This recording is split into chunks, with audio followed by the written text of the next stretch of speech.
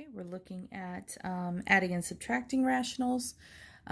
Obviously, when you have a common denominator, typically a piece of cake, you're just going to combine your numerator, potentially doing some combining like terms, and then you'd want to check to try to factor and see if you can cancel out to simplify that fraction.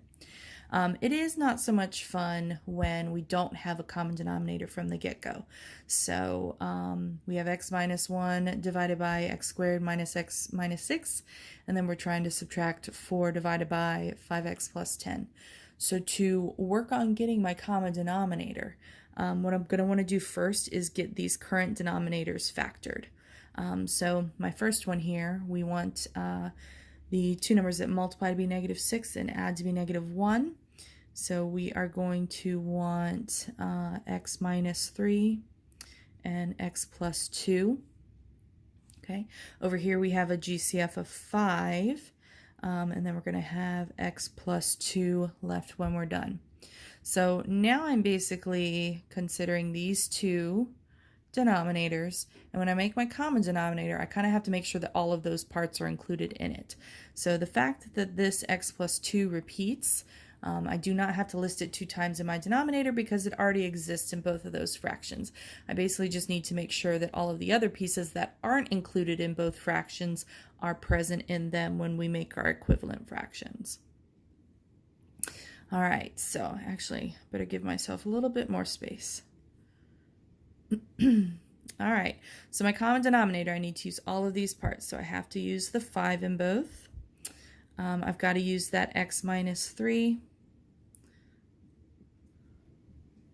And then again, that x plus 2 repeated, I just need to use it the one time. I do not have to list it twice in my common denominator. So this is almost that idea how we talked about, if this was a 3 in my denominator and this was a 5, we typically just multiply the two denominators to make a common denominator. So this numerator here, we have x minus 1 already. So what I have to do is compare my old denominator to my new denominator, and hopefully we notice that that 5 was something we added in there. So we're going to have to multiply that numerator by 5. Over here we had the 4 that was already there.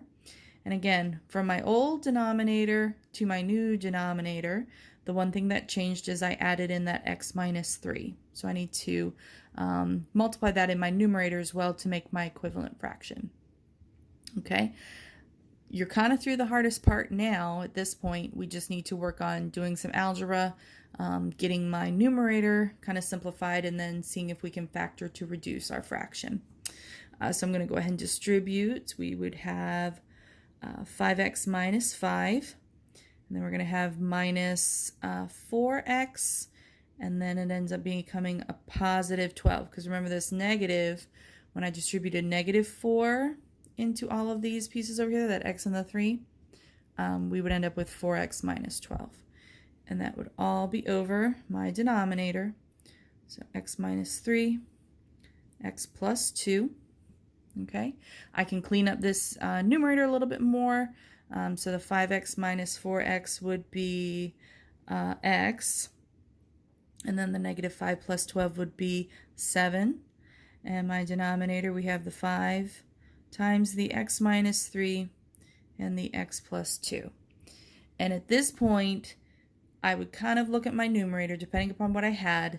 If I had something that I could factor, I should factor it to try to see if I can cancel anything out.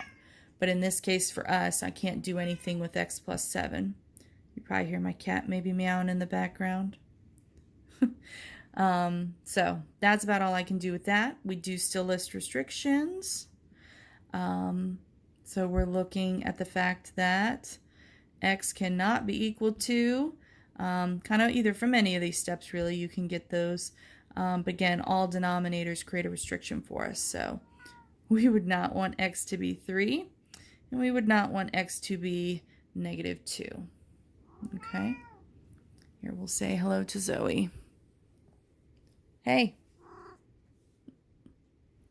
what is all that meowing for? Now she's going to be shy. All right, there you are.